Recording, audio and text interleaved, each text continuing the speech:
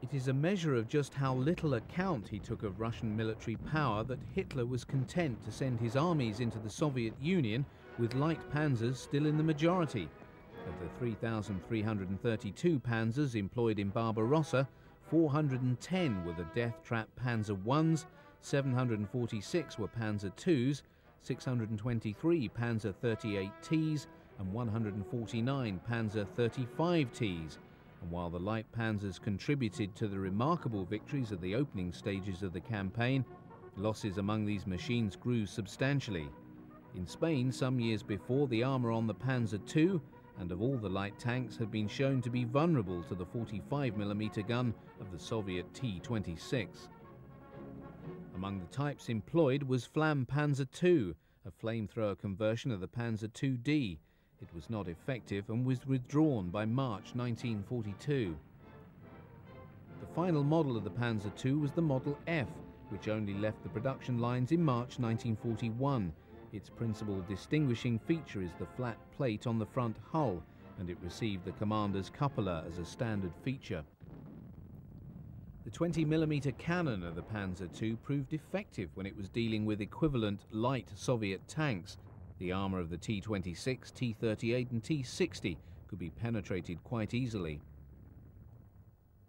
The most important variant of the Panzer I, and which was retained in service after the tank had been withdrawn, was the Befehlspanzer or command tank. By 1941, Panzer Is look incredibly frail and of dubious military value, and most ended their days in the task for which they were designed, training.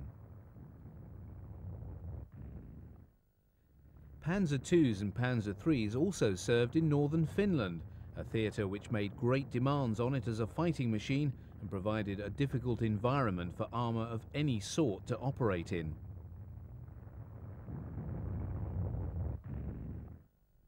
Within weeks of the beginning of Barbarossa, German columns were deep within the Soviet hinterland, forming the huge pockets needed to help realise Hitler's demand that the Red Army be destroyed west of the river Dnieper. The close communications between armour and spotter aircraft, such as the Fiesler Storch, allowed the panzers to respond quickly to a potential threat. No fewer than 5 of the 17 panzer divisions committed to Barbarossa were equipped with the Panzer 38Ts. The fighting in Russia was much harder, and in consequence no fewer than 796 38Ts were lost in the first 6 months of the campaign. 159 Panzer 35Ts entered Russia with the 6th Panzer Division on the 22nd of June 1941. Allocated to Army Group North, 6th Panzer took part in the drive on Leningrad. The division was pulled out of the line and transferred to Army Group Center, where it served in Operation Typhoon, the German offensive to take Moscow. The division suffered high losses, the 35T proving temperamental in the cold weather. The only remaining 35T, nicknamed Antony the Last, was lost on the 10th of December 1941, by which time the division was a panzer division in name only. By mid-September, the bulk of the panzer divisions serving with Army Group North had been reassigned to take part in Operation Typhoon. Hübner's 4th Panzer Group reluctantly departed when seemingly on the verge of taking Leningrad. On Tuesday, 30th of September, the Germans began their assault on the defences before Moscow, with the first snow falling on the Eastern Front just 1 week later. By the end of February 1942, the force of the Soviet winter counter-offensive had begun to dissipate, and the front line in the east began to stabilise.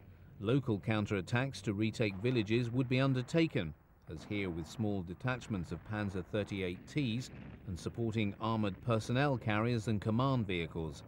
Even though at the onset of Barbarossa, Panzer 38Ts constituted no less than 1/4 of the total number of panzers committed, the campaign had revealed its shortcomings in terms of weak armour and inadequate main armament.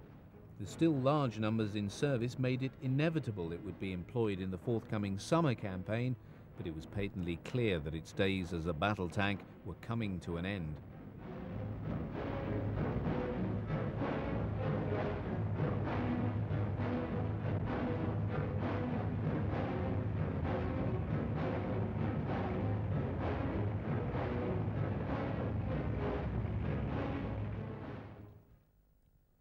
Of the light panzers in service at the time of the arrival of German forces in North Africa in late February 1941, there were a number of Panzer Is and more Panzer IIs serving in 5th Light and later the 15th Panzer Division.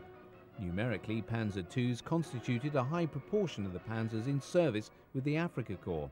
For example, of the 249 available to Rommel at the time of the British Crusader offensive in November 41, no fewer than 75 were Panzer IIs.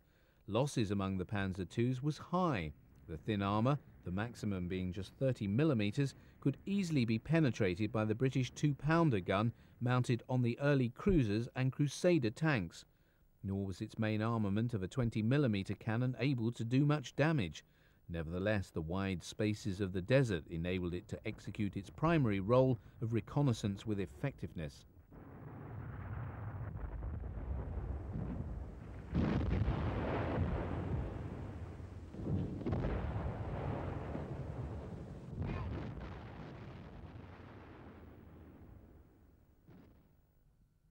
Although in early 1942 Hitler ordered the production of the Panzer 38T chassis be directed towards the construction of self-propelled weapons, there were still sufficient in service as battle tanks in Russia to figure in the newsreels from the front.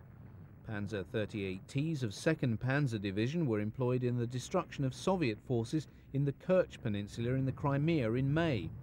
Thereafter, Panzer IIs and 39Ts were engaged among the 1,500 panzers employed in Case Blue, the German offensive towards the Caucasus oil fields and Stalingrad.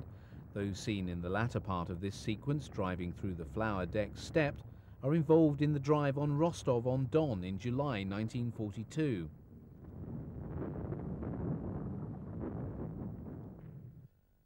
The very last combat film of the Panzer II was seen with the SS Panzer Corps in February 1943. Thereafter, surviving Panzer IIs and 38Ts were relegated to other roles, such as command vehicle to this Hummel self-propelled gun detachment.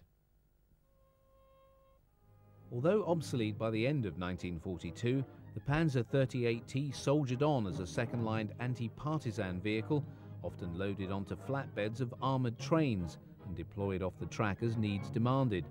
Many also found their way back from the front to become, along with surviving Panzer Is, training machines employed by the National Socialist Motor Corps, or NSKK. This was the motorised unit of the Nazi Party and was a paramilitary formation which oversaw the pre-military training of recruits for the Army's Panzer and other motorised units. This included teaching basic maintenance training and driving skills. After 1943, the earlier light tanks were joined by examples of other later models of panzers such as the Mark III and Mark IV. All, however, were driven without armament, that being left to the Army's training program once candidates had graduated from the NSKK course.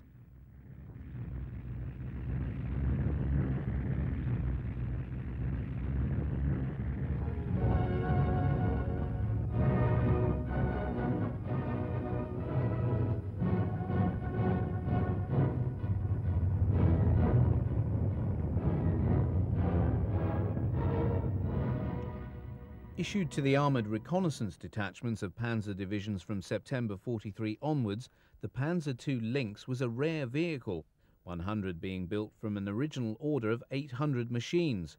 Production by the Mann Company lasted just 5 months, being discontinued in January 1944.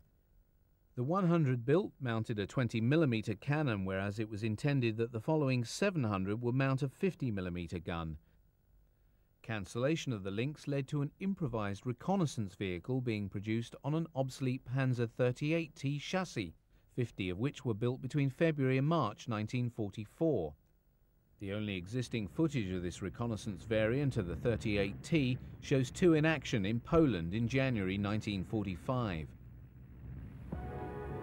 The final encore of the light panzers on the newsreel came in late 1944 when Joseph Goebbels, the propaganda minister, inspected an honor guard of the Panzer Corps Grossdeutschland in Berlin.